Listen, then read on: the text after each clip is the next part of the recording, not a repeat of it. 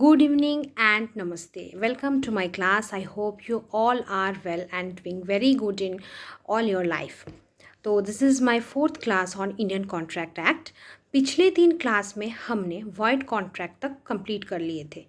तो पहले क्लास से कॉन्ट्रैक्ट वर्ड कहाँ से डिराइव किया गया है, कॉन्ट्रैक्ट एक्ट एक्चुअली में कैसा एक्ट है, कब इन्फोर्समेंट डेट है, इनैक्टमेंट डेट है, एक detailed explanation of section 2 interpretation clause, section 2 और क्लॉज ए टू क्लॉज आई हमने कंप्लीट कर लिया था. उसके साथ सेक्शन 23 और 24 का भी एक जो डिटेल्ड डिफरेंस है, lawful consideration in parts and lawful consideration in whole, हमने उसको भी बहुत अच्छी तरीके से समझ लिए थे. अब किसी को अगर प्रॉब्लम है तो प्लीज़ लेट मी नो कि कहाँ प्रॉब्लम है. अगर प्रॉब्लम नहीं है तो आज का क्लास हम लोग शुरू करेंगे.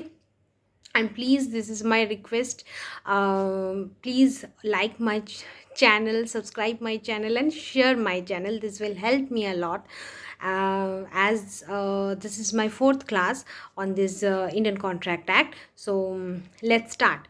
तो अब तक तो वर्ड एग्रीमेंट वर्ड कॉन्ट्रैक्ट तक हमने कंप्लीट कर चुका था. अब हम लोग पढ़ेंगे section 9 of Indian Contract act, जो डील करता है प्रोमिसेस एक्सप्रेस है कि इम्प्लाइड है. अब एक्सप्रेस और इम्प्लाइड दोनों टर्म ही बहुत ही सीधा साधा एक डेफिनेशन देता है, जो जिसको पढ़ के ही हमें समझ में आ रहा है कि एक्सप्रेस का मतलब क्या है, इम्प्लाइड का मतलब क्या है. तो पहले हम इंग्लिश में पढ़ेंगे, उसके बाद उसका मीनिंग मैं हिंदी में आई ट्राई कि सबको समझ में आए. मैं हिंदी में उसका मतलब भी समझने के लिए, समझाने के लिए कोशिश करूँगी. So section 9 states that when the proposal or acceptance of any promise is made in words, the promise is said to be express. And when such proposal or acceptance is made otherwise than in words, the promise is said to be implied. मतलब जब हम direct ऐसे मुंह से by words हम किसी से भी अपना प्रॉमिस रख रहे हैं या फिर बना रहे हैं, तो वो हुआ हमारा एक्सप्रेस, हम डायरेक्ट बता दें. और जब हम नॉट एक्सप्रेसिंग बाय वर्ड्स को छोड़ के हम किसी और मीडियम से या फिर किसी और प्रोसेस से हम प्रॉमिस को रख रहे हैं या फिर बना रहे हैं किसी से, तो वो होगा हमारा इम्प्लाइड. मतलब not in direct way but in indirect way. Express का मतलब है डायरेक्ट होना, दोनों पार्टी के बीच डायरेक्ट एक प्रॉमिस हुआ. और इम्प्लाइड का मतलब क्या हुआ, इनडायरेक्ट वे में हम लोग डायरेक्ट बात ना कह के इनडायरेक्ट वे में हम लोग प्रॉमिस कर रहे हैं. तो अब लैंग्वेज ऑफ सेक्शन 9 से हम लोग तो उसका समरी निकालेंगे कि एक्चुअली में क्या बताता. From the language of section 9, it may be concluded that a promise vis-a-vis contract, मतलब promise vis-a-vis contract मतलब उसके साथ ही contract हम लोग बता सकते हैं, may be made in the following ways. मतलब जैसे promise भी express और implied है, उस तरीके से contract भी हमारा express और implied हो सकता है. vis-a-vis का मतलब है in the same way. तो प्रॉमिस जैसा हमारा एक्सप्रेस और इम्प्लाइड हो सकता है, ठीक उसी प्रकार कॉन्ट्रैक्ट भी हमारा एक्सप्रेस और इम्प्लाइड हो सकता है. तो दो प्रोसेस क्या है, बाय वर्ड्स स्पोकन और बाय वर्ड्स इन राइटिंग. ये दो प्रोसेस क्या. And the third is inferred from the conduct of the parties and surrounding circumstances of the case. तो लैंग्वेज से हमें 3 तरीके का प्रोसेस मिला कि 3 तरीके से कॉन्ट्रैक्ट एक्सप्रेस और इम्प्लाइड हो सकता है. एक बाय वर्ड्स स्पोकन, मतलब हम मुंह से बोल दिए. Second one is by writing, लिख के दे दिए. And the third one is conduct of the parties. Conduct of the parties मतलब एक कॉन्ट्रैक्ट में या फिर ऑफर में जो दो पार्टी जो अपना पार्ट परफॉर्म कर रहे हैं, उस बिहाफ में हम लोग ने ऑफर या प्रॉमिस या फिर कॉन्ट्रैक्ट बना लिया. On the conduct of the parties मतलब performance of the parties. Conduct of the parties का मतलब ही है परफॉर्मेंस ऑफ द पार्टीज. या तो on the circumstances of the case, मतलब किस बिहाफ में हमारा वो कॉन्ट्रैक्ट या फिर हमारा वो ऑफर बन रहा है। तो एक सर्कमस्टांस या फिर कॉन्डक्ट ऑफ द पार्टीज के ऊपर डिपेंड करता है, और बाय द वर्ड्स स्पोकन और by the words in writing form. तो ये 3 फॉर्म हुआ जिसमें हमारा प्रॉमिस एक्सप्रेस या फिर इम्प्लाइड हो सकता है। उसके साथ एक कॉन्ट्रैक्ट भी एक्सप्रेस या फिर इम्प्लाइड हो सकता है। So now we can classify it according to the mode of formation as follows: express contract and implied contract. तो कॉन्ट्रैक्ट को मोड ऑफ फॉर्मेशन के तहत अगर हम लोग डिवाइड करना चाहते हैं तो वो 2 तरीके से होगा, एक express contract and the second one is implied contract. That is, the differentiation is based on the modes of formation. तो क्वेश्चन में अगर ये आएगा कि मोड्स ऑफ फॉर्मेशन के बेसिस में एक प्रॉमिस को या फिर एक कॉन्ट्रैक्ट को कितने भाग में डिवाइड किया जाएगा, तो वो होगा 2. सो क्या हुआ, फिर से हम लोग एक बार रिवीजन करेंगे. वो है on the modes of formation, promise or a contract can be divided in 2 parts. Number 1 is express contract and the second one is implied contract. ठीक है. अब express contract. Express contract is said to be express when it is made by words spoken or written between the parties to it. In other words, when offer and acceptance is communicated either orally or in writing, the contract so formed is express contract. Express का मतलब ही है कुछ व्यतीत करना, मतलब कुछ बोलना. अब वो बोलना इन राइटिंग फॉर्म में भी हो सकता है या फिर डायरेक्ट बाई वर्ड्स भी हो सकता है. मतलब एक कॉन्ट्रैक्ट, ठीक है, तुम्हारा मकान मुझको अच्छा लगा, मैं तुम्हारा मकान खरीदना चाहता हूँ. ठीक है, तुम खरीदना चाहते हो तो इसके लिए 10 लाख लगेगा. ठीक है, हम कल तुम्हारे घर 10 लाख लेके आ जाएंगे, तुम्हारा वो घर का जो पेपर्स है वो तुम मुझे दे देना. ऐसा भी हो सकता है. इधर कोर्ट में जाके डीड बनवा के, सेल ऑफ डीड बनवा के भी हम कर सकते हैं. तो दोनों तरीके से ही पॉसिबल है. हाँ, लेकिन मुंह से जैसे हम बात ऐसा कॉन्ट्रैक्ट बना दी, उसमें रिस्क फैक्टर ज़्यादा है than in case of sale of deed. तो वो और भी ज़्यादा हमारा लीगलाइज होगा in case of sale of deed. नहीं तो इन 2 तरीके से, एक्सप्रेस कॉन्ट्रैक्ट और implied contract, in both the cases we can form a contract. और दोनों ही हमारा वैलिड है. ऐसा नहीं है कि एक्सप्रेस कॉन्ट्रैक्ट मुंह से बोल दिया मतलब नहीं होगा. बट हाँ, there comes a risk factor, जो हमारा अगर हम लिख के वो कॉन्ट्रैक्ट बनाएंगे तो उसमें नहीं आएगा.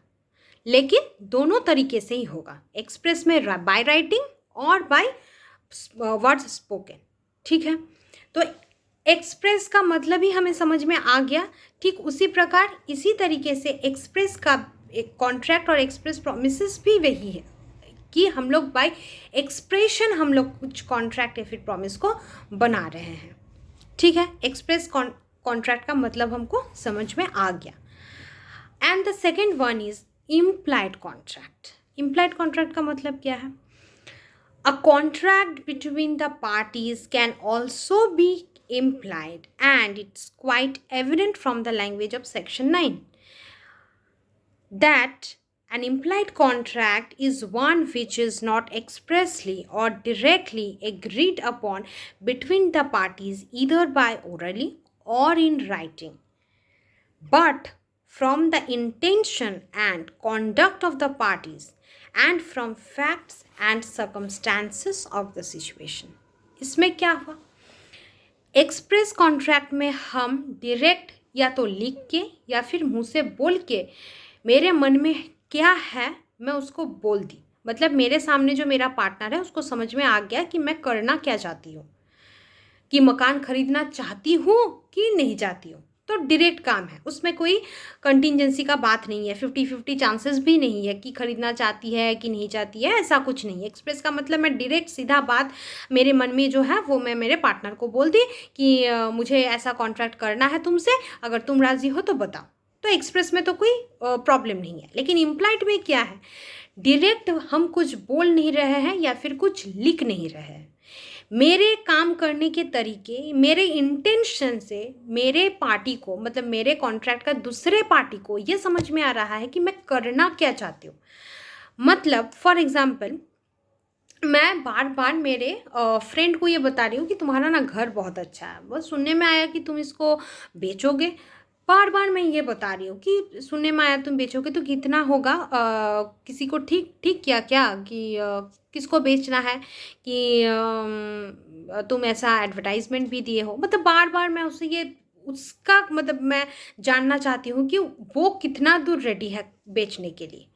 तो अब मेरे इंटेंशन से, मेरे इन सभी हरकतों से उसको लग सकता है कि I am ready to buy his house. ऐसा लग ही सकता है कि क्यों बार बार पूछ रही है, मतलब वो खरीदना चाहती है।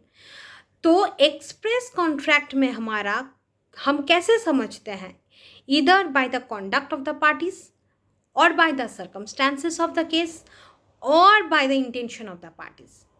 तो इन सभी फैक्टर्स को देख के एक इम्प्लाइड कॉन्ट्रैक्ट बनाया जाता है। अब वो दोनों पार्टी के बीच हो, कि तीनों पार्टी के बीच हो, कि चार पार्टी के बीच हो, ऐसा नहीं है।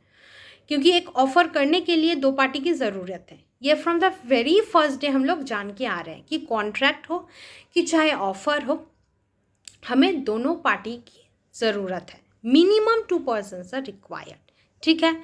तो इम्प्लाइड में क्या हुआ, सर्कमस्टांसेस या फिर कॉन्डक्ट ऑफ द पार्टीज या फिर इंटेंशन ऑफ द पार्टीज से हमें पता चल रहा है कि वो एक कॉन्ट्रैक्ट करेगा कि नहीं करेगा। ठीक है। अब इम्प्लाइड का और थोड़ा सा एग्जाम्पल से हम समझेंगे, तभी हमको और ज़्यादा समझ में आएगा। क्योंकि एक्सप्रेस में तो ऐसा कुछ प्रॉब्लम है नहीं, क्योंकि वो डायरेक्ट बन रहा है, लेकिन इम्प्लाइड घुमा के बन रहा है। तो एग्जाम्पल क्या है, जब हम एक रेस्टोरेंट में जाते हैं, हम किसी से बात नहीं करते, सीधा जाते हैं, देखते हैं टेबल खाली है, बैठ जाते हैं। फिर वेटर हाथ आता है कुछ देर बाद, फिर बोलते हैं मैडम या फिर सर आपका ऑर्डर क्या है, खाने में क्या पसंद करेंगे। ऐसा नहीं है कि मैं गई फिर किचन में जाके बात की, ऐसा ऐसा मैं आई हूँ अभी, आप लोग मैं आपके यहाँ का जितना सारा खाना है थोड़ा थोड़ा सा टेस्ट करना चाहती हूँ, तो आप लोग क्या रेडी हैं मुझे खाना सर्व करने के लिए। ऐसा थोड़ी है। हम रेस्टोरेंट में जाते हैं, देखते हैं, बैठते हैं, वेटर आता है, फिर हम लोग अपने मनपसंद जो भी खाना, किसी का चाइनीज़, इटालियन जो भी है ऑर्डर कर देते हैं। फिर वेटर थोड़ी देर बाद हमें खाना परोस भी देता है। अब वो खाना जो हमने मंगवाया, परोसा गया, वेटर ने परोसा, उसके बदले में हमने क्या किया, एक पैसा, एक अमाउंट पे कर दी। तो इसमें कंसिडरेशन भी आया, सर्विसेज भी आया, किसी ने काम किया, उसके बदले में किसी को पैसा भी मिला। तो डायरेक्ट हम किसी को बता के, बोल के ऐसे कॉन्ट्रैक्ट में नहीं घुसे। रेस्टोरेंट में गए, बैठे, दूसरा पार्टी समझ में आ गया कि खाने के लिए आया है, अब क्या खाएगा ये तो उससे ही पूछना पड़ेगा जो आया है। पूछे, ऑर्डर लिया, खाना ऑर्डर कर दिया, फिर खाना लेके परोस भी दिया, फिर खाना खाने के बाद जो खाना खाने के लिए गया था रेस्टोरेंट में, वो पैसा भी दे दिया। हो गया कंप्लीट, कॉन्ट्रैक्ट कंप्लीट है। अब इसमें लॉफुल कंसिडरेशन भी है, लॉफुल ऑब्जेक्ट भी है, they are competent parties and the contract happens. तो सिंपल वे में ये कॉन्ट्रैक्ट बन चुका। अब मानो जो रेस्टोरेंट पे गया खाने के लिए, वो खाना भी खा लिया, सब कुछ हो गया, और बाद में अगर ये मुकर गया वो कि मैं तो पैसा नहीं दूंगी, मैं थोड़ी कॉन्ट्रैक्ट किए तुमसे की थी कि तुमको मुझे पैसा देना, ऐसा नहीं है। तुम यहाँ पे आए हो, इसका मतलब खाना खाने के लिए ही आए हो, या फिर खाना ऑर्डर करके लेने के लिए आए हो, तो पैसा तो तुमको देना पड़ेगा। This is implied. Intention of the parties या फिर सर्कमस्टांसेस से हमें ये पता चलता है कि हाँ, वो ये दोनों कामों में से कोई एक काम तो वो करेगा ही करेगा। तो इम्प्लाइड में हम ये सारी चीज़ों को देख के हम कॉन्ट्रैक्ट को बनाते हैं। सेकेंड एग्जाम्पल और भी लेते हैं। A teenager offers to walk a neighbor's dog and is rewarded with 2 movie tickets. On 3 subsequent occasions, the teenager come over to walk the dog and is given 2 movie tickets. Both on the last occasion, the neighbor simply fails to produce the movie tickets. The teenager has a case for claiming that the neighbor created an implied, in fact, contract by regularly producing movie tickets in return for dog walking services. It is a reasonable assumption. अब इतना सारा examples का English में तो पढ़ ली, अब थोड़ा थोड़ा समझ में आया, थोड़ा थोड़ा नहीं आया, तो ठीक है, पूरा ही समझते हैं कि एक्चुअली में क्या है ये एग्जाम्पल। मानो पड़ोसी का एक लड़का, पड़ोस में एक कुत्ता रहता है, किसी के घर में बहुत अच्छा देखने में मानो कि एक कुत्ता रहता है, तो उसको एवरीडे शाम को वो वॉक पे ले जाने के लिए आया। अब वो जिसके पास कुत्ता था वो है बूढ़ा, चल नहीं पा रहा ठीक ठाक से, उसको लगा नहीं कुत्ता तो है, उसको तो वॉक पे भी लेके जाना है, तो ठीक है ये लड़का अगर आ रहा है रोज़ मिलने के लिए मेरे कुत्ते से, तो ठीक है ये अगर वॉक पे ले जाना चाहते हैं मेरे कुत्ते को तो लेके जाए, मुझे कोई प्रॉब्लम नहीं है। अब बूढ़े को लगा कि ठीक है चलो हर रोज़ आ रहा है तो उसको हम 2 मूवी टिकट दे ही देते हैं, देख लेगा बेचारा सिनेमा, अभी तो मूवी सबको ही पसंद है।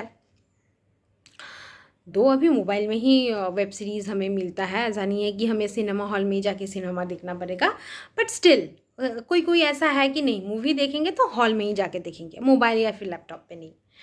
तो उस बेचारे को लगा कि हम रोज़ उनके कुत्ते को लेके जा रहे हैं वॉक पे और हमें मूवी टिकट मिलेगा, तो ये अगर मैं हर रोज़ करूँ तो मुझे 2-2 टिकट तो मिलेगा ही मिलेगा। ठीक है, इस तरीके से उसको लगातार 4 दिन मूवी टिकट मिला और उसका तो वाह वाह हो गया। वो सोचा कि भाई मैं किस सोच में गया था और मुझे मिल क्या रहा है इन रिटर्न, तो बहुत अच्छा बात है, एक टीनेजर को मूवी टिकट मिल रहा है फ्री में, इट्स मोर देन इनफ। लेकिन 5th डे में क्या हुआ, उसको एक भी मूवी टिकट नहीं मिला, बूढ़े ने दिया ही नहीं, उसके मतलब उस बारे में बात ही नहीं किया। तो ये एक एजम्पशन क्या है, 4 दिन लगातार से उस लड़के को मूवी टिकट उस बूढ़े से मिल रहा था, तो 5th डे एज यूजुअल उसको लगेगा ना, वो तो मान के ही चलेगा कि 4 दिन जब मुझे मूवी टिकट मिला है, 5th डे भी मुझे 2 मूवी टिकट मिलेगा। और वो क्लेम भी कर सकता है कि आप लगातार from the very first day आप मुझे 2 टिकट दे के आ रहे हैं, तो इस 5th वाले डे में आप मुझे टिकट क्यों नहीं दिए। अब मुझे लगा कि आज मैं मेरे और एक दोस्त के साथ मूवी देखने के लिए जाऊंगा, लेकिन आप दिए ही नहीं, तो ये क्या है, एक सर्कमस्टांसेस से, एक इंस्टेंस से और कंडक्ट ऑफ द पार्टी से हमें लगा कि हमें एवरी डे 2 मूवी टिकट लगातार 4 दिन मिला, तो 5th डे में भी हमें मिलेगा। ये एक एजम्पशन है, हम मान लिए। कैसे मान लिए, क्योंकि ये एवरी डे हो रहा है, बूढ़े हर रोज़ दे रहा है, कुत्ते को मैं लेके जा रहा हूँ वॉक पे, इसलिए तो मैं कुत्ते को लेके जा रहा हूँ, ये मेरा काम हुआ, तो ये कंसिडरेशन किसका हुआ, उस बूढ़े का, और बदले में जो वो टिकट मुझे मिला वो मेरे लिए कंसिडरेशन था, तो लॉफुल था। ठीक है, तुम मेरे लिए काम करो, मैं तुमको कुछ दूंगा, एवरीथिंग इज़ फाइन। तो मैंने क्या मान लिया कि ये कॉन्ट्रैक्ट की तरह हो गया, मैं तुम्हारे लिए कुछ कर रहा हूँ, बदले में तुम मुझे कुछ कर रहे हो, तो ये एक एजम्पशन बन गया from the circumstances of the case, and we can say from the conduct of the parties, मैं लेके जा रहा हूँ कुत्ते को, तो मुझे मूवी टिकट दे रहे हो। तो आई थिंक इन दोनों एग्जाम्पल से मैं इम्प्लाइड कॉन्ट्रैक्ट एक्चुअली में क्या है या फिर एक्सप्रेस कॉन्ट्रैक्ट से वो कैसे अलग है समझा पाई हूँ। अगर अब भी किसी को समझ में ना आए कि एक्सप्रेस कॉन्ट्रैक्ट और इम्प्लाइड कॉन्ट्रैक्ट का डिफरेंस एक्चुअली क्या है, please let me know in the comment box, मैं फिर से समझाने के लिए कोशिश करूँगी। लेकिन हाँ, जो कोई भी वीडियो देख रहे हैं प्लीज़ पहले से देखा करें, नहीं तो बीच में आने से ना तो मतलब समझ में नहीं आएगा, क्योंकि एक कॉन्ट्रैक्ट बनने के पहले हमें ऑफ़र क्या है, एक्सेप्टेंस क्या है, प्रॉमिसर कौन है, प्रॉमिसी कौन है, इन सारी टर्म्स को जानना पड़ेगा। नहीं तो बीच में अगर हम लोग ऐसे जाने कि एग्रीमेंट क्या है, फिर agreement enforceable by law is a contract, हमें समझ में नहीं आएगा, क्योंकि इसके बाद से सेक्शन 9 जो बात कर रहा था हमारा एक्सप्रेस और इम्प्लाइड कॉन्ट्रैक्ट के बारे में, उसके बाद हम मेन चैप्टर में घुसेंगे कॉन्ट्रैक्ट एक्ट का कि एक एग्रीमेंट से कॉन्ट्रैक्ट पढ़ने के लिए हमें एलाबोरेटली कौन कौन से चीज़ है या फिर कौन कौन से फैक्टर्स है जिसको हमें एलाबोरेटली और भी जानना पड़ेगा, क्योंकि ये पूरा एक क्वेश्चन 20 मार्क्स का आता है जुडिशियरी में कि व्हाट आर द फैक्टर्स और what is mentioned in section 10 of Indian Contract Act और why it is so important in Indian Contract Act। जो कोई भी जुडिशरी का प्रिपरेशन ले रहा है या फिर कॉलेज में भी सेक्शन 10 के ऊपर जोर मतलब हर कोई देता है, तो सेक्शन 10 को हमें बहुत अच्छी तरीके से समझना पड़ेगा। तो सेक्शन 10 को समझने के लिए उसके पहले का बैकग्राउंड हमें जानना बहुत आवश्यक है, नहीं तो बीच से अगर हम लोग जानेंगे ना तो कुछ भी समझ में नहीं आएगा। So it's my humble request that please who are watching the video from class 1 you watch, otherwise you will not get what I'm trying to say।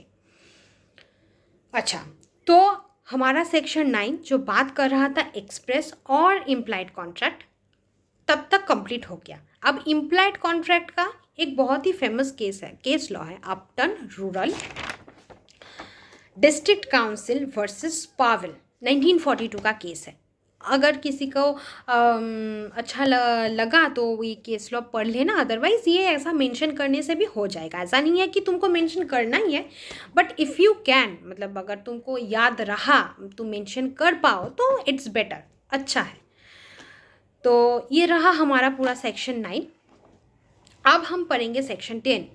तो सेक्शन 10 बताता ही क्या है, व्हाट एग्रीमेंट्स आर कॉन्ट्रैक्ट, मतलब हर contract agreement है लेकिन हर agreement contract नहीं है।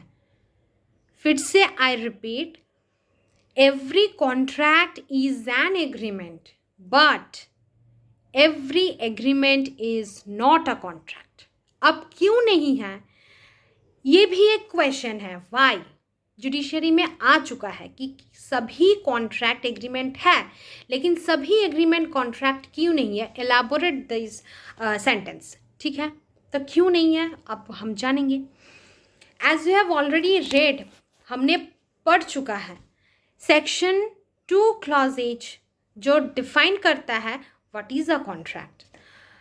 तो क्या फिर से हम लोग एक बार रिपीट कर लेंगे। An agreement enforceable by law is a contract that is mentioned under section 2 clause H। मतलब जो भी agreement enforceable by law है उसको हम contract कहेंगे। Now, an agreement in order to be enforceable in a court of law so as to become a contract, it must fulfill certain conditions and that conditions are laid in section 10 of Indian Contract Act। अब एक agreement को contract के दर्जे तक पहुंचने के लिए, enforceable by law होने के लिए कुछ कंडीशंस को फुलफिल करना है। तो उस सारे कंडीशंस को कहाँ पे मेंशन किया गया है, section 10 of Indian Contract Act में मेंशन किया गया है। हम एक एक फैक्टर्स को एलाबोरेटली पढ़ेंगे, फिर लास्ट में एक थोड़ा सा कंक्लूजन बना के कि सेक्शन 10 ओवरऑल में बताता क्या है उसको पढ़ेंगे, क्योंकि इसमें बहुत सारा फैक्टर्स है और सब फैक्टर्स को हमें एलाबोरेटली जानना है with all the case laws, ठीक है। अच्छा, अब अकॉर्डिंग टू दिस सेक्शन, मतलब according to section 10, all agreements are contract if they are made by free consent, number 1 factor of the parties and the parties are competent to the contract. Number 2 factor, for a lawful consideration and with a lawful object. 3 and 4 factor, and are not expressly declared to be void। तो क्या हुआ, free consent होना ज़रूरी है, parties को competent होना ज़रूरी है, लॉफुल ऑब्जेक्ट होना ज़रूरी है, लॉफुल कंसिडरेशन का भी होना ज़रूरी है, and the last one is and not expressly declared to be void, मतलब किसी भी लॉ के तहत वो void डिक्लेयर ना हो। अब void क्या है पहले हम पढ़े हैं, void का मतलब है nullity, मतलब ज़ीरो, लॉ के सामने उसका कोई वैल्यू नहीं है, दैट इज़ व्हाट void, मतलब उसको एक कॉन्ट्रैक्ट को बनने के लिए उस कॉन्ट्रैक्ट को वॉइड ना होना आवश्यक है। अगर वो वॉइड हो गया तो वो एग्रीमेंट बन जाएगा, कॉन्ट्रैक्ट नहीं बनेगा। हालांकि वॉइड कॉन्ट्रैक्ट होता है, बट वॉइड अगर हो गया तो वो कॉन्ट्रैक्ट नहीं बनेगा, एग्रीमेंट से तो जाएगा ही नहीं कॉन्ट्रैक्ट। ठीक है,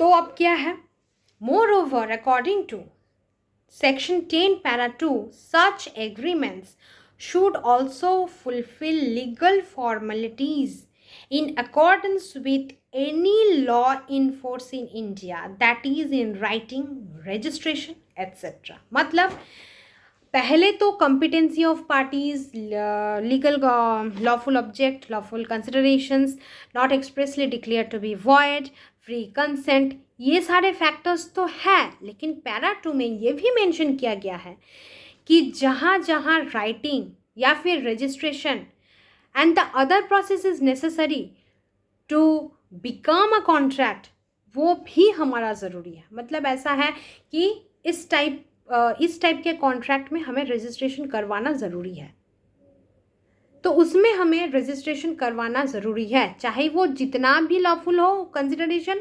ऑब्जेक्ट हो या फिर कॉम्पिटेंसी ऑफ द पार्टीज हो, उसके बावजूद भी हमारा registration is compulsory. That's what mentioned in section 10 para 2। जैसे वॉइड एग्रीमेंट में हम लोग पढ़े सेक्शन 11 to 11, सेक्शन 36, सेक्शन 20, इन सारे सेक्शंस में 56 पैरा 1 क्या बताता है कि ये सारे वॉइड एग्रीमेंट है। कहाँ से? पहले से ही वॉइड एग्रीमेंट है, मतलब वॉइड अब इनिशियली, शुरू से ही इन लोगों का कोई भी इंपॉर्टेंस नहीं है लॉ के सामने। एंड 24 to 30 जब हम सेक्शंस को पढ़े तो उसमें क्या, वो पहले से वॉइड नहीं रहा, बाद में वॉइड बना। तो there is a difference in this sections. तो दोनों ही बात कर रहा है वॉइड एग्रीमेंट के बारे में, लेकिन एक है जो पहले से शुरू से वॉइड है और एक सेक्शंस बात कर रहा है, मतलब जो 24 से 30 बात कर रहा है वो पहले से ही नहीं, बाद में बना वॉइड एग्रीमेंट। ठीक है, ठीक उसी प्रकार सेक्शन 10 में भी हम सेक्शन 10 के पैरा 1 में जितने सारा इम्पॉर्टेंट फैक्टर्स है कंप्लीट कर लिया, लेकिन सेक्शन 10 के पैरा 2 में जो भी मेंशन किया गया उसको भी हमें फुलफिल करना पड़ेगा, अदरवाइज हमारा वो कॉन्ट्रैक्ट बनेगा नहीं। ठीक है, तो धीरे धीरे हम लोग पढ़ेंगे कि पैरा 1 में क्या है, फिर पैरा 2 में क्या है। ठीक है, अब the law of contract is the law which deals with those agreements which create legal obligations in contract and opposed to moral and social obligations.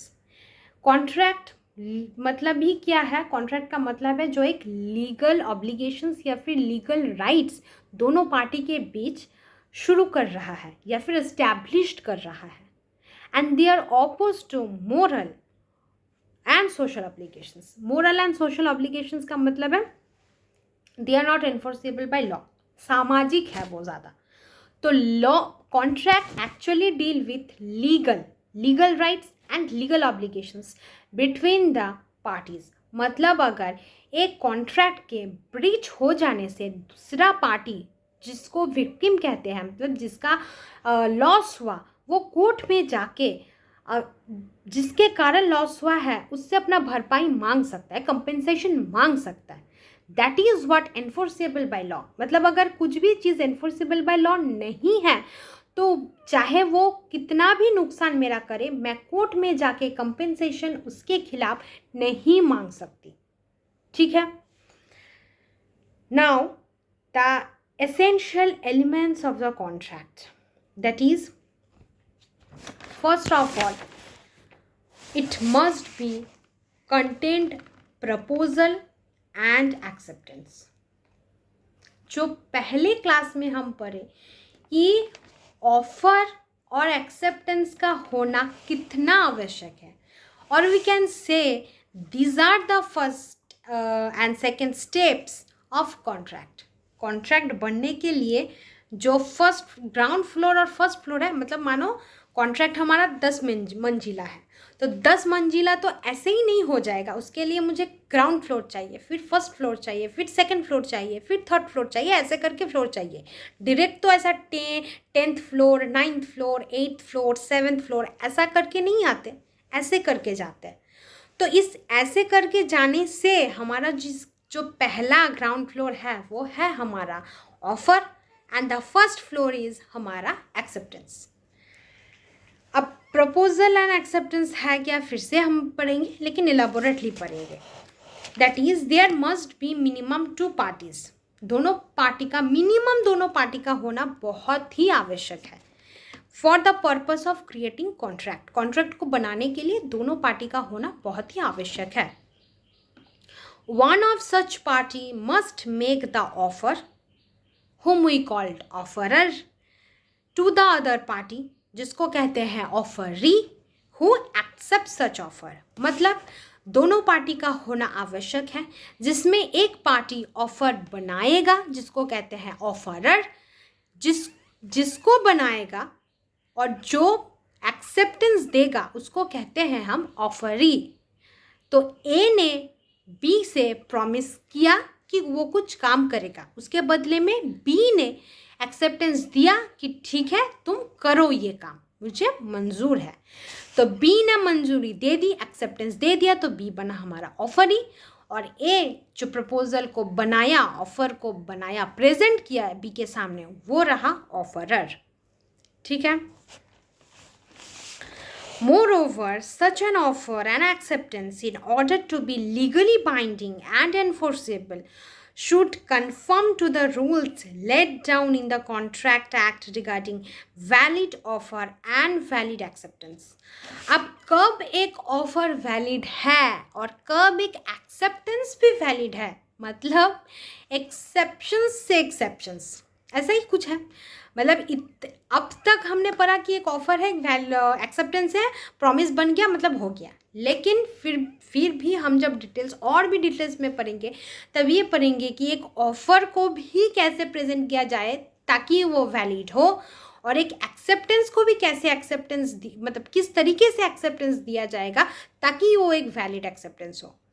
तो एक ऑफर, एक एक्सेप्टेंस दोनों का ही होना एक कॉन्ट्रैक्ट के लिए आवश्यक है, लेकिन both the offer and acceptance must comply the rules of valid offer and valid acceptance. मतलब वैलिड ऑफर होने के लिए जो रूल्स हैं और वैलिड एक्सेप्टेंस होने के लिए जो रूल्स है उन सबको फॉलो करना पड़ेगा, तभी हमारा वो वैलिड ऑफर और वैलिड एक्सेप्टेंस होगा।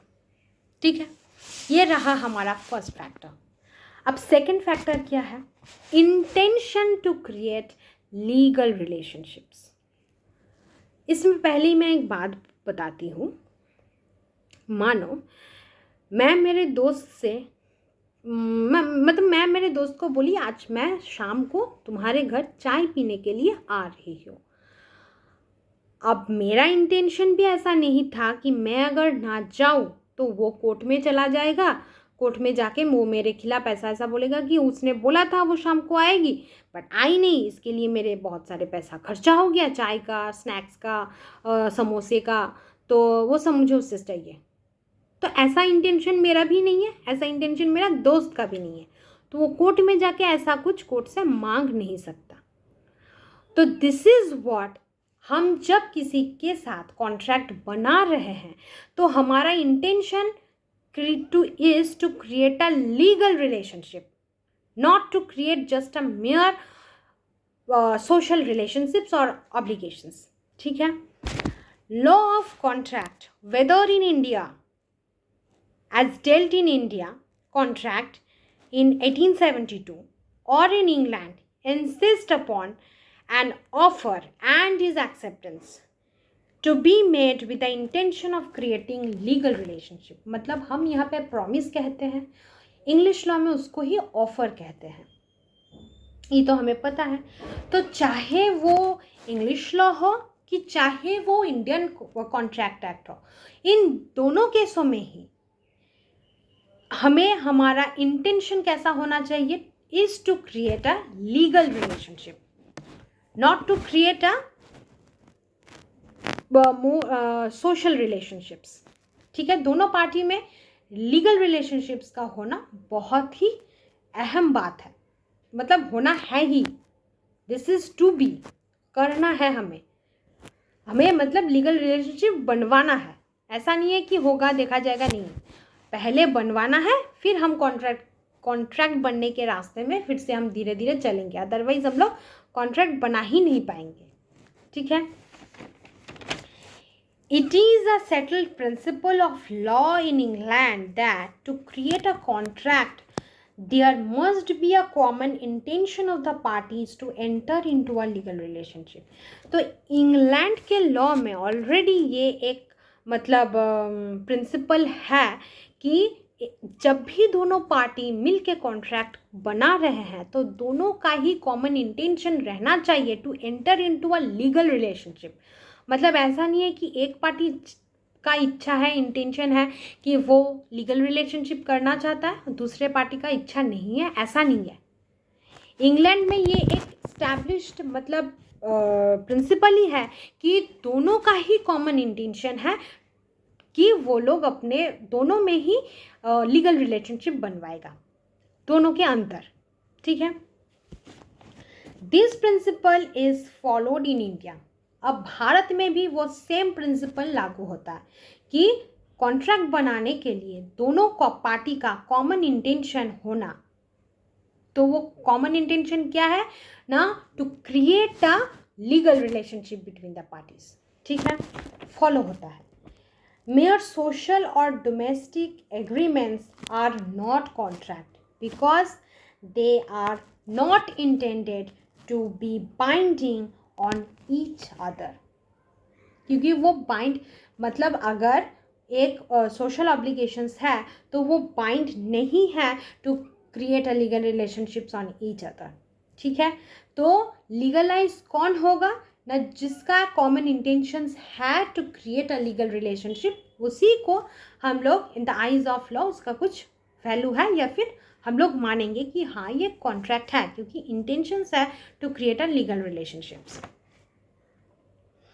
Hence, intention to create a legal relationship is an important requisite element in the formation of a contract। मतलब requisite मतलब कॉन्ट्रैक्ट बनने से पहले ये जो इंटेंशन है to create a legal relationship, ये मतलब पहले कदम में ही ये ज़रूरी है, फिर हम दूसरा जाएंगे। मतलब पहले मंजिला ही हमारा ये है कि is to create a legal relationship between the parties, तभी हम फर्स्ट फ्लोर में जाएंगे, अदरवाइज फर्स्ट फ्लोर में जाने का कोई मतलब ही नहीं है। ठीक है, आई होप मैं समझा पा रही हूँ। अगर किसी को प्रॉब्लम हो, मतलब वीडियो देखने के बाद अगर प्रॉब्लम होगा तो प्लीज़ मुझे मेंशन मतलब करे कि मुझे इस सेक्शंस पे या फिर इस जगह में प्रॉब्लम हो रहा है, तो मैं कोशिश करूँगी मैं फिर से वो पार्ट को समझाऊँ।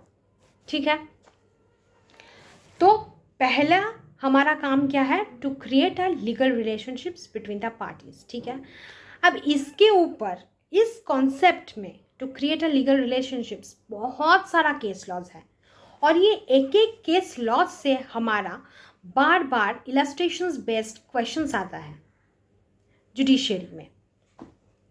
पहला केस क्या है, बाल्फोर वर्सेस बाल्फोर 1919 का केस है। तो पहले हम फैक्ट पढ़ेंगे, उसके बाद उससे क्या कंक्लूजन निकला फिर वो पढ़ेंगे। ठीक है, क्योंकि एक केस लॉ का समझना बहुत ज़रूरी है कि तब हम एज अ प्रेसिडेंट उसको यूज़ कर रहे हैं कि एक्चुअली में इस केस लॉ से हमें सीखने को क्या मिला। तो फैक्ट्स हम पढ़ रहे हैं, बाल्फोर वर्सेस बाल्फोर 1919 का facts. A husband was employed in a government post in Ceylon। Ceylon में हस्बैंड को एक गवर्नमेंट नौकरी मिला था और वो वहीं पे पोस्टेड था। He returned with his wife to England on leave, but she was unable to go back to Ceylon with him for medicinal reason। Husband के साथ वाइफ भी छुट्टी पे अपना घर आया था, लेकिन due to some medical reasons wife husband के साथ सेलोन वापस जा नहीं सका। He consequently promises orally to make her allowance of a £30 a month until she rejoined him. तो हस्बैंड बोले ठीक है, अब तुम्हारा तबीयत ठीक नहीं है, तो तुम जब तक सैलून वापस ना जा पा रही हो तब तक मैं हर महीने तुमको £30 करके भेजा करूँगा। फिर जब तुम मुझे ज्वाइन कर लोगे सैलून में, तब भेजने की कोई ज़रूरत नहीं है। तो जब तक तुम सैलून मुझे ज्वाइन ना कर रही हो तब तक मैं तुमको इस अमाउंट को भेजा करूँगा, ठीक है। But in the course of time, समय जब बीतते हुए, he fail to make his payment and she sued him. समय जाते जाते हस्बैंड और पैसा नहीं दे पा रहा, कुछ कारण होगा, पैसा और नहीं दे पा रहा। वाइफ क्या किया, स्यू कर दिया, उसके ऊपर केस कर दिया, ठीक है। तो पूरा फैक्ट हमारा क्या हुआ, गवर्नमेंट जॉब मिला था हस्बैंड को सैलून में, हस्बैंड वाइफ दोनों ही सैलून में रहते थे, घर आ रहे थे ऑन लीव, दोनों ही घर आ रहे थे। लेकिन इन द मीन टाइम अब वाइफ को होगी तबीयत खराब, तो वाइफ अपने हस्बैंड के साथ सैलून नहीं जा पाई। तो हस्बैंड बोला ठीक है, तुम्हारा तबीयत खराब है, तो जब तक तुम मुझे सैलून रीजॉइन नहीं कर लेती तब तक मैं तुम्हें हर मंथ $30 करके पाउंड करके £30 भेजा करूँगा। लेकिन in the mean time and in the course of time rather, husband अपना वादा से चूक गए, फेल हो गए वो इस वादे को पूरे करने में, और वाइफ ने क्या किया, स्यू कर दिया हस्बैंड के ऊपर, ठीक है। अब लॉर्ड जस्टिस एटकिन ने तब बहुत ही मतलब स्कॉलर, हम we can say jurist say, Atkin jurist who decided this case, वही डिसाइड किए थे। क्या बोला उन्होंने, क्या बोले, it is necessary to remember that there are agreements between the parties which do not result in contract within the meaning of the term in our law। ऐसा बहुत सारा कॉन्ट्रैक्ट मतलब एग्रीमेंट है जो जिसको हम कॉन्ट्रैक्ट नहीं कह सकते, मतलब जो agreement that type of agreement are not coming under the definitions of contract, ठीक है। ऐसे बहुत सारा एक्सेप्शंस है, पहले ही हम बताएं कि सभी कॉन्ट्रैक्ट एग्रीमेंट है, लेकिन सभी एग्रीमेंट हमारा कॉन्ट्रैक्ट नहीं बन सकता। तो एटकिन भी वही कहे कि कुछ ऐसा एग्रीमेंट है जिसको हम कॉन्ट्रैक्ट के डेफिनेशन के दायरे में नहीं रख सकते। ऑर्डिनरी एग्जाम्पल जैसे वो बताए, मतलब वो डिसीजन में ऐसा लिखे, उनके जजमेंट में ऐसा लिखा था कि द ऑर्डिनरी एग्जाम्पल, हम मान लेते हैं कि कब हमारा एक एग्रीमेंट कॉन्ट्रैक्ट नहीं बनेगा, मतलब when the two parties agree to take a walk together, और whether there is an offer and an acceptance of hospitality. Nobody would suggest in ordinary circumstances that those agreements result in what we know as a contract। अब दोनों party ने बातों बातों में ठीक कर लिया कि चलो वॉक में जाते हैं, या फिर हॉस्पिटैलिटी के कारण, मतलब हॉस्पिटैलिटी का मतलब तो सबको पता है कि उसके कारण, या फिर सर्कमस्टांसेस से ठीक है चलो चाय मैं बनाऊंगा, तुम ये खाना बनाओगी, कि ऐसा कुछ सोशल ऑब्लिगेशंस, ऐसा कुछ एग्रीमेंट जो क्रिएट कर रहा है, लीगल नहीं, ऐसा कुछ एग्रीमेंट जो सोशल ऑब्लिगेशंस या फिर सोशल राइट्स क्रिएट कर रहा है, ऐसा ही कुछ एग्रीमेंट बना लिया दोनों पार्टीज़ ने, तो उसका रिजल्ट हम एज अ कॉन्ट्रैक्ट नहीं बोलेंगे या फिर उसका जो कंसिक्वेंसेस आएगा उस टाइप्स के एग्रीमेंट का, जिसका intention is to create a social relationships between the parties, तो उसको हम लोग कॉन्ट्रैक्ट के अंदर नहीं लाएंगे। The Court of Appeal held that although it was not impossible for a husband and wife to enter into a contract for maintenance, एक husband और एक wife में maintenance का contract नहीं है। ऐसा नहीं है शादी होने के बाद अगर for example लड़की हाउस वाइफ है तो ऐसा नहीं है कि मेंटेनेंस में मेंटेनेंस का कोई बात नहीं है, 50-50 ठीक है। हमारा घर को देखेंगे, तुम बाहर जाके नौकरी करोगे, it's all about mutual understanding. ऐसा नहीं है कि तुम मुझे खाना दोगे, मैं तुम्हारे पैसों से खाना खा रही हूँ, दैट इज़ नॉट मतलब यहाँ पे मीनिंग नहीं आ रहा है। एक हस्बैंड वाइफ, मतलब जैसे मेरे मम्मी एक हाउस होम मेकर है, रादर मेरे पापा काम करते हैं, तो ऐसा नहीं है कि मेरी मम्मी मेरे पापा के पैसों से खा रहे हैं और मेरे पापा बार बार बता रहे हैं कि तुम मेरे पैसों से खा रहे हो। नो, मम्मी घर को मैनेज कर रही है, पापा बाहर मैनेज कर रहे हैं, तो it's a mutual understanding between the partners. ठीक है, तो कोर्ट ऑफ अपील भी यही बोले कि एक हस्बैंड और वाइफ शादी के बाद ही मेंटेनेंस के दायरे पे नहीं आते। In this case, they never intended to make a bargain which could be enforced in law. Bargain भी नहीं, मतलब महीने में तुम मुझे इतना पैसा दोगे तभी मेरा चलेगा, ऐसा नहीं है। ठीक है, अब मुझे कुछ चीज़ चाहिए, मैं वो तुमको बोलूँगी कि मुझे ये चीज़ चाहिए, तुम वो मुझे ला के दोगे, या फिर तुम मुझे पैसे दे दोगे, मैं वो खरीद लूँगी। Agreements between spouses and between parents and children are presumed not to be enforceable contract. पापा और बेटे में बात हो रहा है कि पापा और बेटी में बात हो रही है, तो इसका मतलब ये नहीं कि हम लोग मान ले कि वो एक कॉन्ट्रैक्ट बन गया। अब पापा मुझे बोले कि ठीक है, तुम इतनी अच्छी रिजल्ट तुम की, टॉप की क्लास में, मैं तुमको एक स्कूटी खरीद दूंगा, तो ये this is not a contract.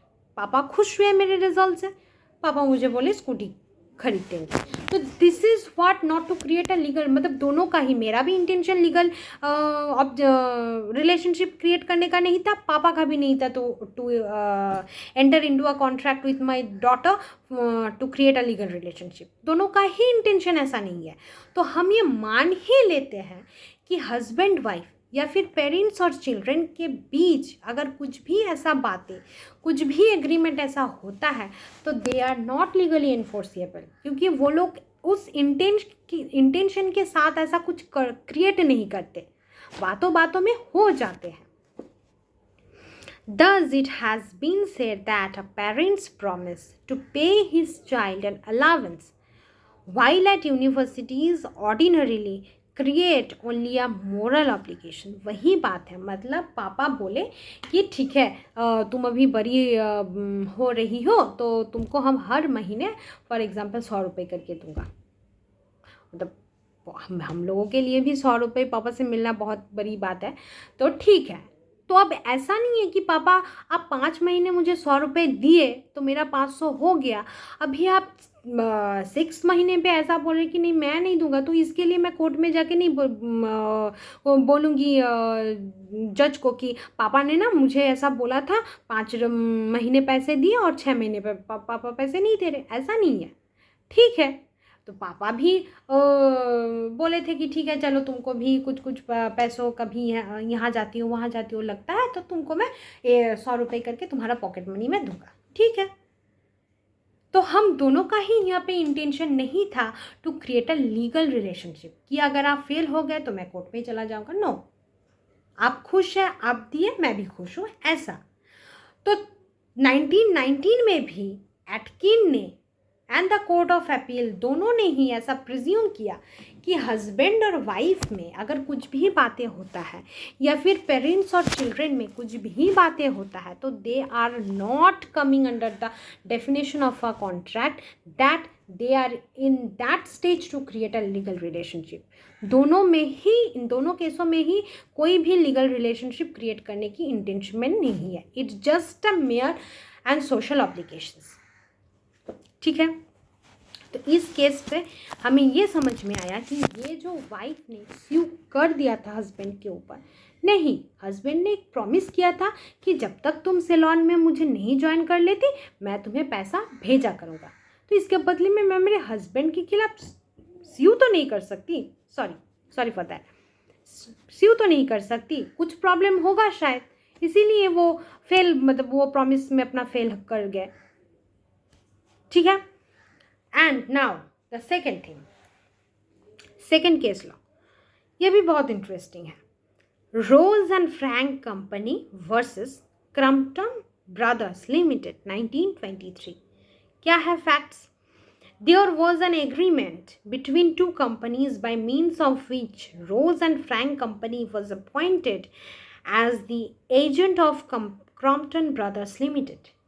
One clause in the agreement stated that the agreement is not entered into as a formal or legal agreement and shall not be subject to legal jurisdictions in law courts. Held There was no valid and binding contract between the two companies as there was no intention to create legal relations.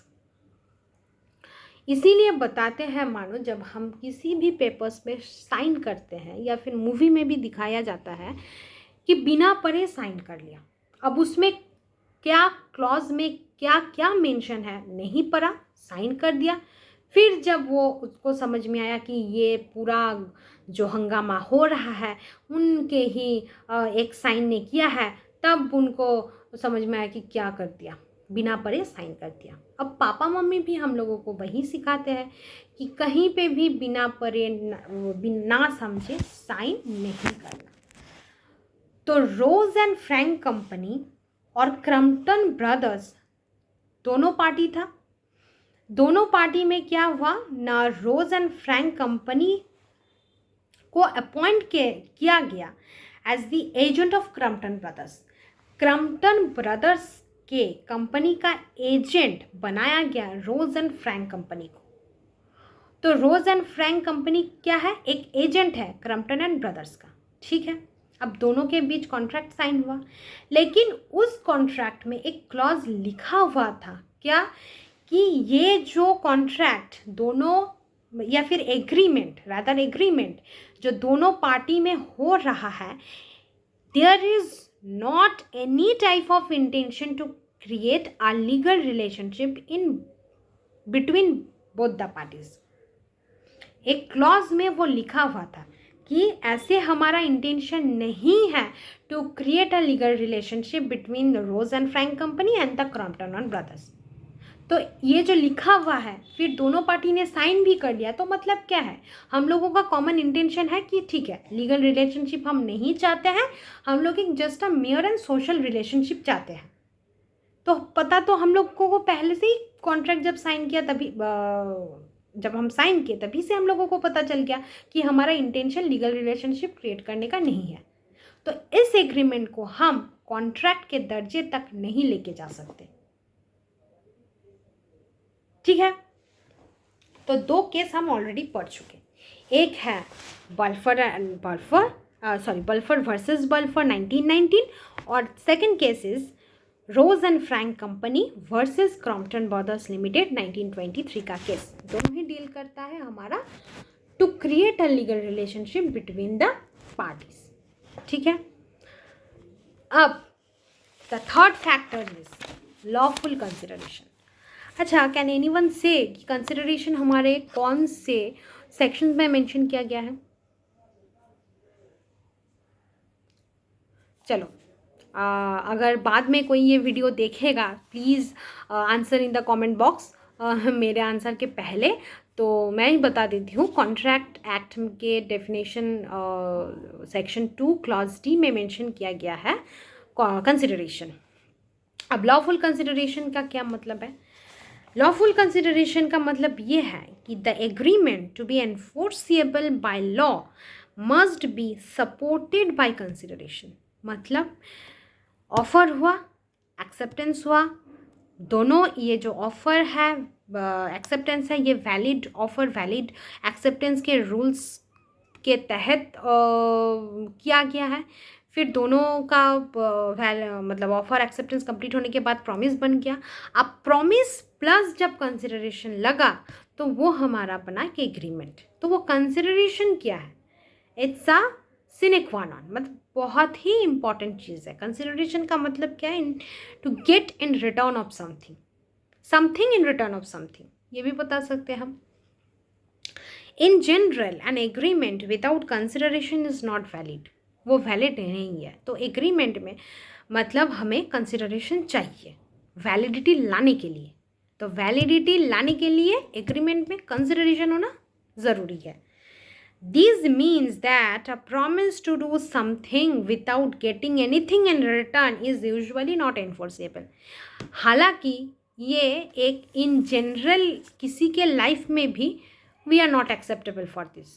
मैं तुम्हारे लिए कुछ करूँगी या फिर करूँगा, वो चाहे किसी के लिए भी हो, और बदले में मुझे कुछ ना मिला, ये क्या बात है भाई? ये तो कुछ हजम नहीं हो रही है, ठीक उस तरीके का बात है। तो मैं तुम्हारे लिए कुछ करूँगी या फिर करूँगा तो बदले में मुझे कुछ चाहिए भी। तो दिस इज़ व्हाट कंसिडरेशन।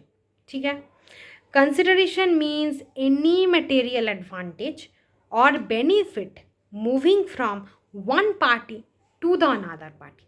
तो कंसिडरेशन का छोटा सा टर्म भी हम यूज़ कर सकते हैं क्या, कि कुछ बेनिफिट है जो एक पार्टी से दूसरे पार्टी तक मूवमेंट हो रहा है। It means something in return of something which in Latin is known as quid pro quo. तो लैटिन में अगर ये क्वेश्चन आया कि consideration is quid pro quo, तो क्या होगा इसका मतलब?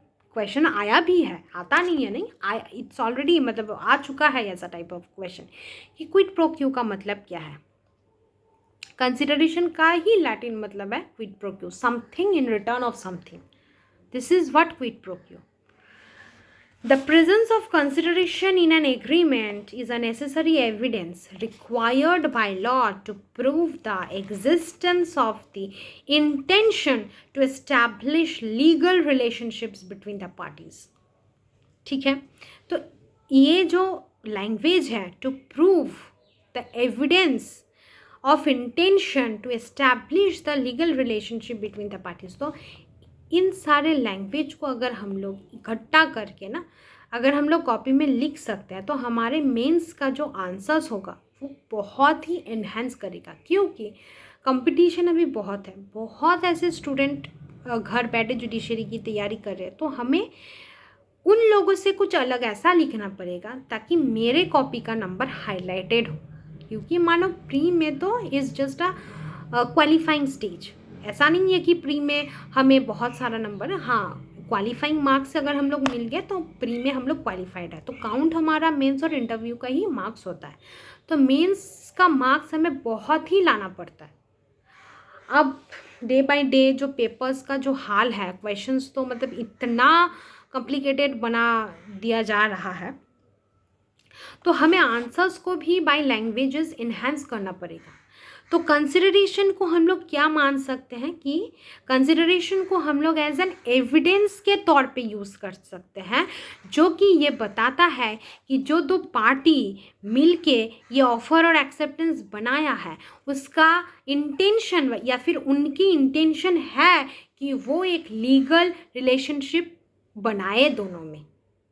तो कंसिडरेशन इस बात का गारंटी या फिर इस बात का एविडेंस देता है कि दोनों पार्टी जो एक ऑफर और एक एक्सेप्टेंस मिला के एक कॉन्ट्रैक्ट बनाना चाहता है या फिर एग्रीमेंट बनाना चाहता है, तो उन दोनों पार्टी का ही कॉमन इंटेंशन है कि वो लीगल रिलेशनशिप बनाए अपने में। ठीक है, consideration must be real and lawful, although it may not be adequate. That is mentioned wide explanation 2 to section 25. हमारा कंसिडरेशन का होना आवश्यक है, लेकिन एडिक्वेट कंसिडरेशन का होना आवश्यक नहीं है। मतलब क्या है मैं बोल रही हूँ, तो कंसिडरेशन को कैसा होना चाहिए? रियल होना चाहिए और लॉफुल होना चाहिए। मतलब मेरे पास बहुत सारा साइकिल्स है, फॉर एग्जांपल 10 साइकिल मेरे पास है, अब मैं उसको बेचना चाहती हूँ क्योंकि घर में रखने के लिए जगह नहीं है। अब मम्मी बोली कि तुम अगर नहीं बेचोगे तो अब मार पड़ेगी। नहीं भाई, मुझे तो बेचना है, जिस भी तरीके से हो हम बेचेंगे साइकिल को। मुझे नहीं ऐसा है कि मैं एक साइकिल को 5,000 रुपये में खरीदी हूँ फॉर एग्जाम्पल, ठीक है। तो 5,000 रुपये में मैं खरीदी हूँ, तो मेरे दोस्त मेरे पास आके ये बोला कि तुम्हारा वो साइकिल पिंक कलर का साइकिल ऐसे बेचोगी, मुझे पता चला, तो तुम मुझे बेचोगे? मतलब हाँ हाँ ज़रूर बेचूंगी मैं। लेकिन वो क्या बोले कि लेकिन मेरे पास ना 5,000 रुपये तो नहीं है, 1,000 रुपये है, 1,000 रुपये में मुझे साइकिल मिलेगा क्या? मतलब हाँ बिल्कुल है, क्यों नहीं मिलेगा, मुझे बेचना है, तुमको लेना है, बस लॉफुल है, रियल है। इसमें हमारा दोनों का ही इंटेंशन है to create a legal relationship भी। हाँ, मैं बेचना चाहती हूँ, तुम खरीदना चाहते हो, लीगल रिलेशनशिप है, तुम लेके जाओ। तो अब इसमें बात आया 5,000 रुपये का साइकिल 1,000 रुपये में दिया, ये कैसे पॉसिबल है, ये कैसा कंसिडरेशन है? This is what mention in explanation 2 to section 25 की कंसिडरेशन का होना ज़रूरी है, एडिक्वेट होना ये ज़रूरी नहीं है। मतलब 10 लाख का घर हम 10 रुपये में भी दे सकते हैं, सिर्फ कंसिडरेशन का रियल और कंसिडरेशन का लीगल होना ज़रूरी है, एडिक्वेट होना ज़रूरी नहीं है। ठीक है, अच्छा अब हम पढ़ेंगे कैपेसिटी ऑफ द पार्टीज क्या है। The parties must be competent to contract, that is they must be capable of entering into a valid contract. अब अकॉर्डिंग टू सेक्शन 11 ये कैपेसिटी ऑफ द पार्टीज का डेफिनेशन उसमें दिया गया है कि एक कैपेसिटी ऑफ द पार्टीज का मतलब क्या है। Is of the age of majority, that is according to the law to which subject, that is Indian Majority Act। अब मेजॉरिटी है मतलब ही एज ऑफ मेजॉरिटी का मतलब क्या है? that age of majority is already according to Indian Majority Act 1875। Indian Majority Act 1875 में जो age age an majority mention किया गया है, ठीक उसी एज को हम एज अ मेजॉरिटी मानेंगे इंडियन कॉन्ट्रैक्ट एक्ट में। ठीक है, second is of sound mind. Sound mind मतलब he can give reasonable answers of any questions, ऐसा नहीं है कि वो पागल हो। साउंड माइंड का सीधा सा मतलब है उसको पागल नहीं होना है। ठीक है, third one is not disqualified from contracting any law to which he is subject. अब वो किसी भी लॉ के तहत वो डिस्क्वालीफाई नहीं है to become a party of a contract. आप बहुत सारा भारी भरकम वर्ड्स पढ़ लिए, अब इसका मतलब हमें समझना है। तो कॉम्पिटेंसी ऑफ द पार्टीज में 3 फैक्टर बहुत ही काम करता है। एक, कॉम्पिटेंसी ऑफ द पार्टीज में पहली बात तो आता है कि age must be of majority, और वो मेजॉरिटी एज किसके तहत होगा? इंडियन मेजॉरिटी एक्ट 1875 के तहत होगा। ठीक है, second is of sound mind. Sound mind होना आवश्यक है। ठीक है, पागल नहीं होगा वो आदमी। सिंपल लैंग्वेज में हम ये बता सकते हैं कि एक पागल से हम क्या ही कॉन्ट्रैक्ट करें, समझ में ही तो नहीं आएगा उसको कि क्या मैं बताना चाहती हूँ और क्या मैं उसको समझाने के लिए कोशिश कर रही हूँ। ठीक है, थर्ड वन इज कि जिससे मैं कॉन्ट्रैक्ट करना चाहती हूँ वो किसी भी लॉ के अंडर डिस्क्वालीफाई नहीं है। ठीक है, दस if any of the party to a contract suffer from such a disability, disability क्या क्या है? minority, lunacy and idiocy, the agreement is not enforceable। मतलब एक माइनर से, एक लुनेटिक पर्सन से या फिर एक इडियोटिक पर्सन से। लुनेटिक इडियोटिक पागल ही है, माइनर मतलब जिसका एज 18 से बिलो है। 18 हमें हमारा वोटर राइट देता है, हम एडल्ट बनते हैं। तो सबके जीवन में फर्स्ट वोट बहुत ही इम्पॉर्टेंट, बहुत ही एक अलग ही अंदाज सा होता है जिसका एक्सपीरियंस कोई नहीं भूलता। मैं भी मेरी ज़िंदगी में 18 मतलब मैं जब वोट पहली बार वोट दी थी तो नहीं भूली थी। मतलब एक अलग ही इंटरेस्ट था। घर में फैमिली मेम्बर्स को भी बताया कि हाँ आप चले वोट देने के लिए, क्यों लेट कर रहे हैं, मुझे तो सुबह 7 बजे से ही लाइन में लगना है, वोट देना है, मेरा पहला वोट। मतलब ये सारा मतलब ये चीज़ तो हर घर में बहुत ही फेमस है, सबके घर में होता है, सब कोई करता है। तो 18 के अंडर जब तक हम 18 ना पहुँचे तब तक हम माइनर है। 18 हो गया हमारा, हम एडल्ट है, मतलब एज ऑफ मेजॉरिटी हम पहुँच गए। ठीक है, we gain the age of majority. तो कोई भी पर्सन अगर माइनर है, माइनर मतलब बिलो 18 है, इडियटिक है, लुनेटिक है, उससे हम कॉन्ट्रैक्ट नहीं कर सकते। ठीक है, this is legal disability. Legal disability का मतलब है लॉ ही मतलब बात करता है, मतलब रोकता है किसी भी आदमी को कि इन तीनों मतलब minority, idiocy and lunatic person से हम कॉन्ट्रैक्ट नहीं बना सकते। This is why this are legal disability. Law ही हमें मतलब रोकता है। ठीक है, लेकिन इसके ऊपर भी इन सब चीज़ों, मतलब ये जो माइनॉरिटिक पर्सन है, इडियोटिक पर्सन है, लुनेटिक पर्सन्स है, इनके भी कुछ एक्सेप्शंस है। कुछ एक्सेप्शंस में हम इनके साथ कॉन्ट्रैक्ट कर सकते हैं। अब वो एक्सेप्शंस क्या है वो इलाबोरेट में हम लोग बाद में पढ़ेंगे, लेकिन इन जनरल हम इनके साथ कॉन्ट्रैक्ट नहीं कर सकते except to certain exceptions. There are certain exceptions कि जिसमें हम उनके साथ कॉन्ट्रैक्ट कर सकते हैं, तब वो कॉन्ट्रैक्ट हमारा वैलिड होगा। ठीक है, तो इन जनरल हम इडियोटिक, लुनेटिक और माइनॉरिटी पर्सन के साथ कॉन्ट्रैक्ट नहीं कर सकते हैं, लेकिन इनमें इनका जो एक्सेप्शंस है, उन एक्सेप्शंस पे अगर हम लोग कॉन्ट्रैक्ट बनाए इन तीनों में से किसी के साथ भी, तो वो कॉन्ट्रैक्ट हमारा वैलिड होगा। ठीक है, इन अदर वर्ड्स ओनली अ स्वी जुडिस पर्सन। अब स्वी जुडिस पर्सन का मतलब क्या है? Legally competent. स्वी जुडिस का मतलब है the person who are legally competent to make a contract। Legally competent का मतलब क्या है? एज ऑफ मेजॉरिटी है उसके पास, वो साउंड माइंड है, और उसको किसी भी लॉ ने बार्ड नहीं रोका है to be a partner of a contract और पार्टी टू अ कॉन्ट्रैक्ट। ठीक है, उसको हम स्वी जुडिस कहते हैं। तो स्वी जुडिस एक नया टर्म है, वी कैन यूज एज हर बार हम ये कॉम्पिटेंट पर्सन ना कह के ही इज़ अ स्वी जुडिस पर्सन, तो हमें समझ में आएगा कि ये स्वी जुडिस पर्सन है, तो he can make a contract. ठीक है, and a sui juris person can enter into legally enforceable agreement giving rise to a valid contractual relationship। तो एक sui juris पर्सन के साथ हम किसी भी टाइम पे कभी भी हम कॉन्ट्रैक्ट बना सकते हैं, और स्वी जुडिस पर्सन के साथ जो भी कॉन्ट्रैक्ट होता है वो कॉन्ट्रैक्ट रेडी है to give a legal relationship, मतलब इंटेंशन है to create a legal relationships है, and the contract with sui juris person is enforceable by law है।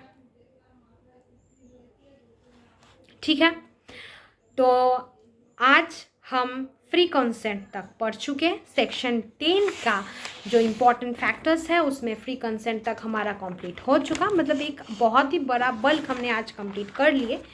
तो नेक्स्ट डे हम इसके बाद में और जो जो फैक्टर्स हैं that are literally important to make a contract, उसको कंप्लीट करेंगे। फिर रिवीजन करेंगे कि इतना कॉन्ट्रैक्ट बनने के लिए हमें क्या क्या चाहिए, क्योंकि रिवीजन करना बहुत ज़रूरी है। और कॉन्ट्रैक्ट एक्ट में तो इतना सारा इलस्ट्रेशंस है, इतना सारा टर्म्स है, तो अगर रिवीजन ना करें तो भूल जाएंगे। ठीक है, तो आज का क्लास यहीं पे ख़त्म, दी एंड। थैंक यू मेरे साथ जुड़ने के लिए, मेरे साथ रहने के लिए, and please subscribe, share and like my videos if you actually like, तो it will really help a lot to me। Thank you, as I'm very new to this platform, and please मुझे guide भी कीजिएगा अगर कहीं पे भी मेरी कुछ प्रॉब्लम है कि मैं ये ज़्यादा एक्सप्लेन नहीं कर पाई, वो ज़्यादा एक्सप्लेन नहीं कर पाई, तो प्लीज़ कमेंट बॉक्स में मुझे बताएं, तो मैं कोशिश करूँगी कि उसमें भी काम किया जा सके, और मैं आप लोगों को और भी अच्छी अच्छी वीडियो मेरी क्लासेस में लेके आ सकूँ इन फ्यूचर में। Thank you. और अभी तो नवरात्रि भी चल रहा है, तो सबको बहुत सारी शुभकामनाएं उसके लिए, and please stay healthy and happy with all your family members and with your belongings। Thank you so much।